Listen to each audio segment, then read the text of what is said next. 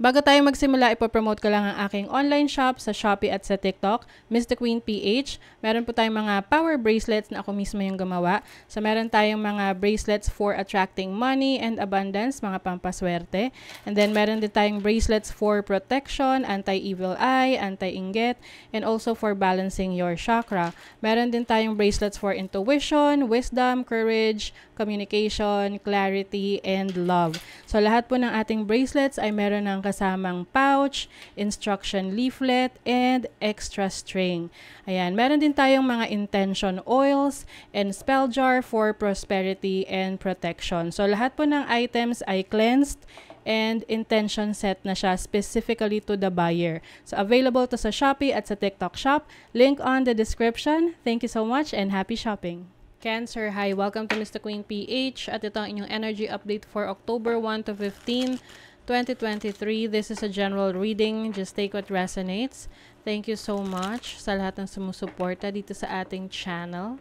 Just a reminder, you have the power to create your own reality. So gamitin nyo lamang ang reading na ito bilang gabay. Ayan. So let us see what's coming. Ano yung update for you, Cancer? Update for Cancer. October 1 to 15. 7 of Swords. 7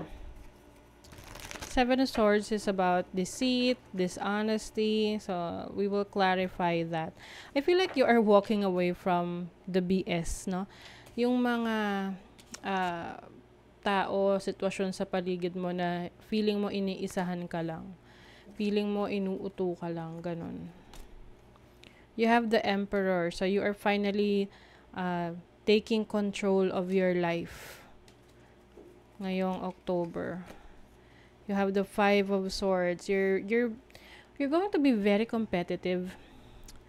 I feel like someone here is going to be very distant. Yung parang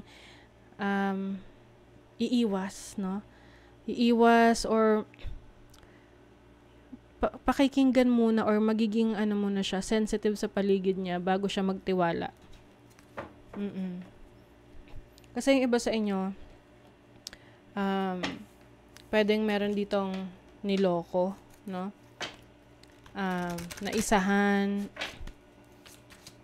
So ngayong October, very guarded kayo. You feel like it's not easy to trust someone. What is the 7 of Swords? 7 of Wands. Yes, you are protecting yourself from the people na dishonest, hindi mapagkakatiwalaan. And parang pwede kasing more on defensive side ka eh, no? Mas defensive ka ngayong October. Kahit sinong lumapit, parang aalamin mo muna, anong intention nito sa akin? Ganon. What is the Emperor? You have the Knight of Pentacles. You may be focusing more on building your wealth, your money, your career, your finances. 8 of Swords, yes. Merong mga taong pwedeng against you, that you feel na it's time to, panahon na para lumaban, ganon. Pwede kasing for the longest time, hinahayaan mo sila na ibuli ka, ganon.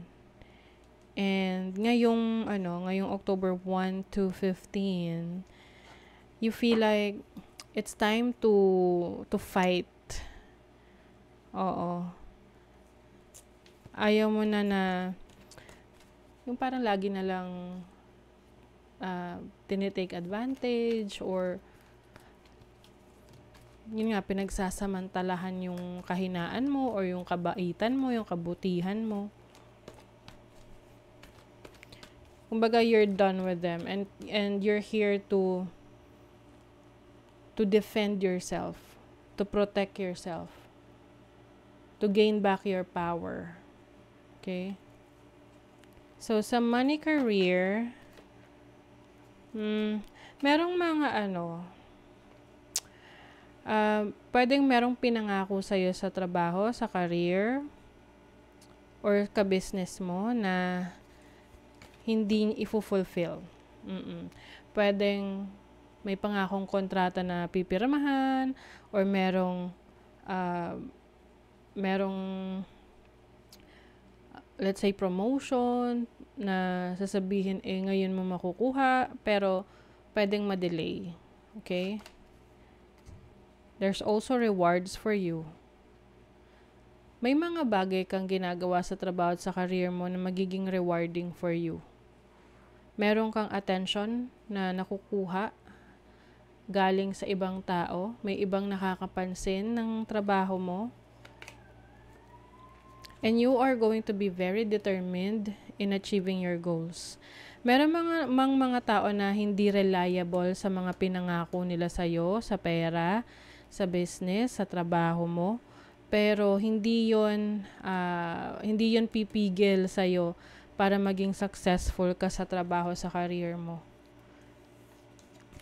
Kasi you are someone na very consistent sa trabaho. You want to achieve your goals. So the more consistent you are, the more closer you become to your success. Okay? And may rewards yan nakasama. See? With the Sun card here, this is happiness, this is confidence, this is abundance, good luck, energy. You all have that energy sa career. You also have the Devil card. I feel like there's some sort of jealousy around sa trabaho. Oo. Pwedeng merong naiinggit sa'yo, or someone na gusto kang parang gusto kang pabagsakin. Okay? But I feel that hindi nila kayang gawin yan because you are stronger than you think. You are stronger than they realize. With the Tower card, something is going to be revealed. Puro mga major arcanas.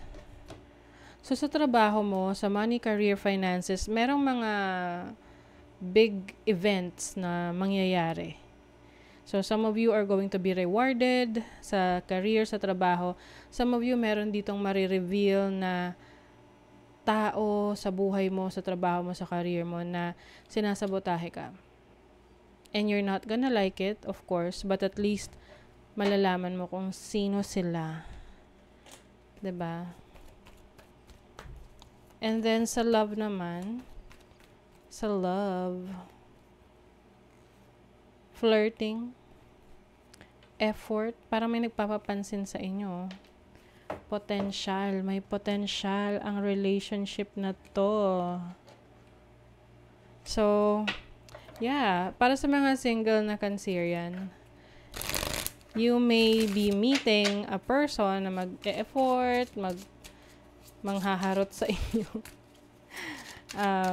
And this connection might, blossom in the future. Okay? 8 of Wands. Someone is going to be messaging you. Meron talagang communication dito. May palitan ng feelings, ng emotions, ng actions. 9 of Pentacles. Queen of Pentacles. Wow. So, when it comes to your love life relationship, I feel like this person is going to give that effort E-effortan talaga niya tong relationship na to. Or pwede rin ikaw to. But there is someone in this relationship na mag-e-effort, magbigay ng gifts, or gagawa talaga ng mga actions para maging successful itong connection. And this relationship has a potential na maging solid, maging strong relationship. Okay? Let's see. You are the joy seeker. What little victories can you celebrate? O, diba? Meron talagang celebration for you ngayong first half ng October.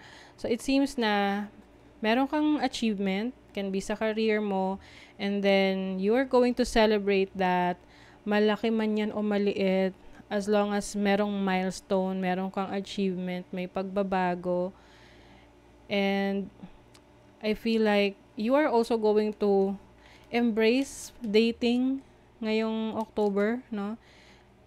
Meeting new people, connections, ayan. And may potential itong connection na to, romantic connection for you. So, that is your reading, Cancer. Kung nagustuhan nyo to, naka-resonate kayo, mag-comment kayo dyan. Like, share, subscribe para lagi kayong updated sa ating mga readings. Thank you so much, Cancer. See you again.